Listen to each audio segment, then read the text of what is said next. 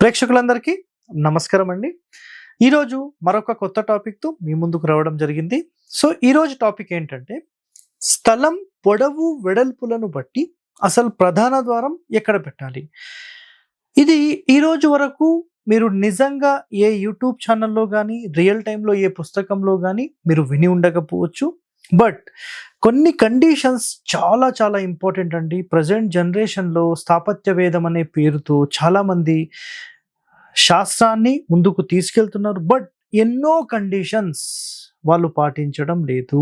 But మొట్టమొదటిసారిగా మన ఛానల్‌లో మనం వీటికి సంబంధించిన రహస్యాలనేవి మనం చెప్తున్నాం. బట్ ఇవి సేమ్ టు సేమ్ మనం కూడా పాటిస్తున్నవే. ఎందుకంటే విశ్వకర్మ చెప్పినట్టుగా ఎన్నో శాస్త్ర రహస్యాలున్నాయి. సమరాంగణ సూత్రధారంలో ఎన్నో శాస్త్ర రహస్యాలున్నాయి. కేవలం ఒక స్థాపత్య వేదం మాత్రమే మనకు సరిపోదండి. ఎందుకంటే కండిషన్స్ అనేవి చాలా చాలా ఇంపార్టెంట్. ఇవి గుర్తుపెట్టుకోండి. సో, ఇప్పుడు కొన్ని కండిషన్స్ చెప్పిన తర్వాత మీకు ఇన్ డెప్త్ వెళ్తాను. వీధి నుండి డైరెక్ట్ ప్రధాన ద్వారానికి ప్రవేశం ఉండాలి. సో, మొట్టమొదటి కండిషన్ ఏంటంటే మెయిన్ డోర్, మెయిన్ గేట్ స్ట్రైట్‌గా ఉండేలాగా చేసుకోవాలి. జస్ట్ మనం గేట్ అయితే కొంచెం లెఫ్ట్‌కి చెప్తాం. అది కామన్‌గా అందరికీ తెలిసిందే.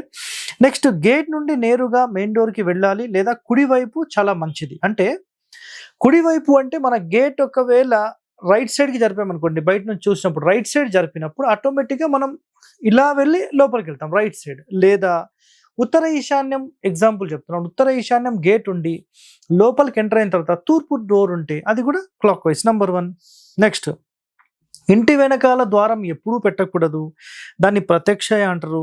ఎవరన్నా దానికి సంబంధించిన సమాచారం కావాలంటే హీనబాహు ప్రవేశం హరివాస్తు అనే వీడియో ఉంది, చూసుకోండి. నెక్స్ట్ 2 దిక్కులలో, 3 దిక్కులలో, 4 దిక్కులలో రోడ్ ఉన్నప్పుడు ప్రధాన వీధి నుండి ముఖద్వారమునకు నేరుగా వెళ్ళేలాగా ఉండాలి. ఇక్కడ 4 రోడ్లు ఉన్నాయి. బట్ గుర్తుపెట్టుకోండి, గేట్ మాత్రం ఒకటే ఉండాలి. మెయిన్ రోడ్ వైపే ఉండాలి. మెయిన్ డోర్ వైపే ఉండాలి. Main road and main door 4 main roads ఉన్నా మీరు ఏదైనా ఒకటే సెలెక్ట్ చేసుకొని అక్కడి నుంచి మాత్రమే మీ ద్వారానికి వెళ్ళేలాగా దారి పెట్టుకోవాలి. ఇది ఖచ్చితమైన నియమం. నెక్స్ట్ ప్రధాన ద్వారం ఆపోజిట్లో చిన్న చిన్న సందులు ఉండేటట్టు, చిన్న చిన్న వీధులు ఉండేటట్టు, డోర్ పడేటట్టు చేసుకోకూడదు. అది చాలా ఇంపార్టెంట్. ఇప్పుడు ఫర్ ఎగ్జాంపుల్ ఫస్ట్లో మనం ఏం చేస్తున్నామంటే ఈ పొడవు వెడల్పులకు సంబంధించిన దాంట్లో తూర్పు వీధి ఉన్నప్పుడు మొట్టమొదటి కండిషన్. ఓకే, సో తూర్పు వీధి ఉన్నప్పుడు స్థలం ఎలా ఉండాలంటే ఆగ్నేయం నుంచి ఈశాన్యానికి వెడల్పు తక్కువగా ఉండి, ఓకేనా, ఈ వెడల్పు తక్కువగా ఉండాలి. సార్ తక్కువ ఎంత అంటే 10, 20 అట్లా కాదండి. వెడల్పు తక్కువ అని చెప్పాను. ఇక్కడ క్యాలిక్యులేషన్ చెప్పట్లేదు. వెడల్పు తక్కువ ఉండాలి. డెప్త్ అనేది దీనికంటే డబుల్, త్రిబుల్ ఉండొచ్చు. ఫర్ ఎగ్జాంపుల్ 30 అడుగులు, 60 అడుగులు, 70 అడుగులు, 80, 90 అట్లా ఉండొచ్చు. ఇల్లు అనేది అందులోపల కడతాం. సో ఈ స్థలం 40 ఉంది, 80, 90, 100, 120 దాకా కూడా వెళ్ళిపోవచ్చు. సో లీస్ట్ అయితే 40x80 ఇట్లా ఉండాలి. వెడల్పు ఎక్కడైతే తక్కువ ఉంటుందో ప్రధాన ద్వారం అక్కడే పెట్టాలి. బట్ స్థాపత్య వేదం అనే పేరుతో డిగ్రీలు తిరిగినప్పుడు తూర్పు ఫేసింగ్ అయితే తూర్పు ఈశాన్యంలో గేట్ పెట్టించి అక్కడి నుంచి లోపలికి ఎంటర్ అయిన తర్వాత ఉత్తరంలో ప్రధాన ద్వారం అంటే వెడల్పు ఉండే స్థానంలో ప్రధాన ద్వారం పెట్టించి హీనబాహు ప్రవేశం పెట్టించి 100% వాళ్ళను నష్టపరిచేస్తున్నారు. సో దయచేసి గమనించండి, కేవలం ఒక స్థాపత్య వేదం మాత్రమే బేస్ అనేది కాదు. ఎంతో పరిశోధన చేసి ఎన్నో రహస్యాలు మనం తెలుసుకోవాలి, భావితరాలకు మనం అందించాలి. సో మనమే తప్పు చేస్తే బాగుండదు. కాబట్టి అందరూ నేర్చుకున్న తర్వాతనే ఫీల్డ్లోకి దిగాలి. ఇది చాలా ఇంపార్టెంట్ పాయింట్ అండి, గుర్తుపెట్టుకోండి. నెక్స్ట్ తూర్పులోనే ప్రధాన ద్వారం ఉండాలి. సో వెడల్పు ఎక్కడ తక్కువ ఉంటే అక్కడ మాత్రమే ప్రధాన ద్వారం ఉండాలి. ఇది మొట్టమొదటి నియమం.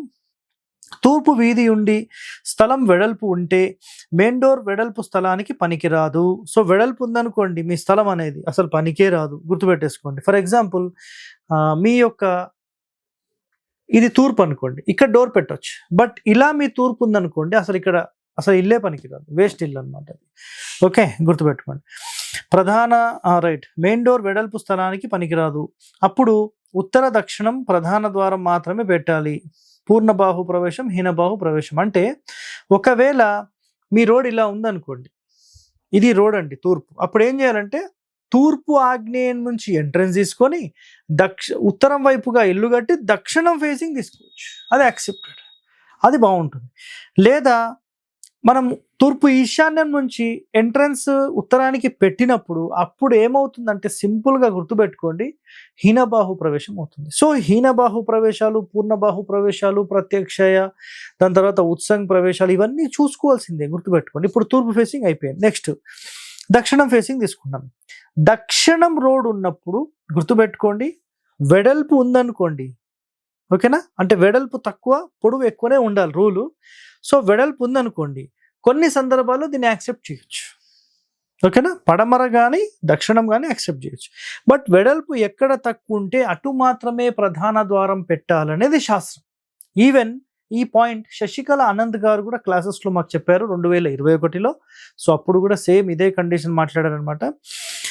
సో నెక్స్ట్ దక్షిణం రోడ్ ఉన్నప్పుడు ఉత్తర దక్షిణాలు మాత్రమే పొడవుగా ఉండాలి, అండ్ వెడల్పు తక్కువ ఉండే చోట మాత్రమే ద్వారం పెట్టాలి, ఇందాక చెప్పేశాను. నెక్స్ట్ దక్షిణం తప్పనిసరి ఉండాలి, గేట్ నుంచి ద్వారం వరకు.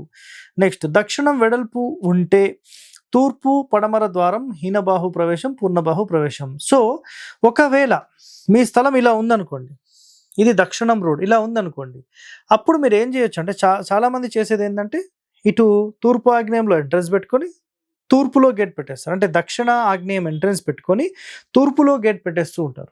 సో అలాంటివి కూడా 100% ఫెయిల్ అవుతాయి. ఇలాంటి కండిషన్లో మీరు ఏం చేయొచ్చు అంటే దక్షిణ నైరుతిలో గేట్ పెట్టి పడమర ఫేసింగ్ పెడితే ఈ ఇల్లు యోగిస్తుంది.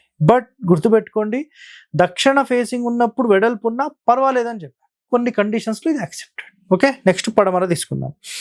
పడమర ఉన్నప్పుడు కూడా ఖచ్చితంగా పడమర మాత్రమే వెడల్పు అనేది తక్కువ ఉండి డెప్త్ ఎక్కువ ఉండాలి. ఇల్లు అనేది తూర్పు వైపు కట్టి పడమరలో ఖాళీ ఎక్కువ ఉండాలి. ఇది చాలా ఇంపార్టెంట్ పాయింట్ అండి, గుర్తుపెట్టేసుకోండి. పశ్చిమ వీధి ఉన్నప్పుడు రైట్, పడమర ద్వారం ఉన్నప్పుడు పడమర తూర్పులు పొడవు ఉండాలి. ఒకవేళ వెడల్పు ఉంటే ఉత్తర ద్వారం ఉండాలి. ఉత్తరం వీధి సరే రైట్, ఇక్కడ మంచి పాయింట్ చెప్పారు. ఒకవేళ కొన్ని సందర్భాల్లో ఇది పడమర అనుకుందాం, పడమర వాయువ్యానికి ఎంట్రన్స్ పెట్టి తూర్పులో డోర్ పెట్టితే ఇది 100% యోగిస్తుంది. చాలా మంది దీనికైతే యాక్సెప్ట్ చేస్తారు, కానీ దక్షిణ నైరుతిలో పెట్టాలంటే యాక్సెప్ట్ చేయరు. అర్థమైందా?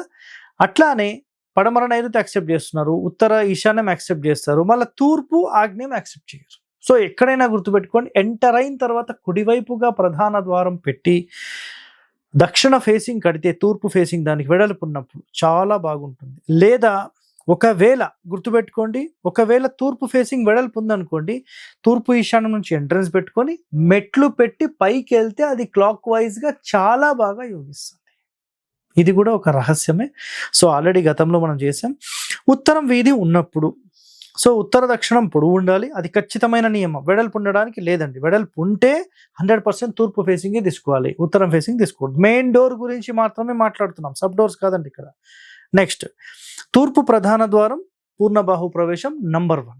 సో పూర్ణబాహు ప్రవేశాల్లో 100% గుర్తుపెట్టుకోండి, స్థలం మొత్తానికి ఎడమ వైపు నుంచి ఎంటర్ అయి కుడి వైపుగా లోపలికి వెళ్ళాలి. ఇది ఏ ఫేసింగ్ అయినా ఇది 100% యోగిస్తుంది. సో ఈ స్థలం పొడవు వెడల్పులు ఎలా ఉంటే ఎలా దానికి సంబంధించిన సెట్ చేయాలనే కండిషన్స్ ఈరోజు మనం మాట్లాడుకున్నాం. సో ఇలాంటి వాస్తు రహస్యాలు మీరు నేర్చుకోవాలంటే మన ఛానల్ని వెంటనే సబ్స్క్రైబ్ చేయండి. ధన్యవాదాలండి. Thank you.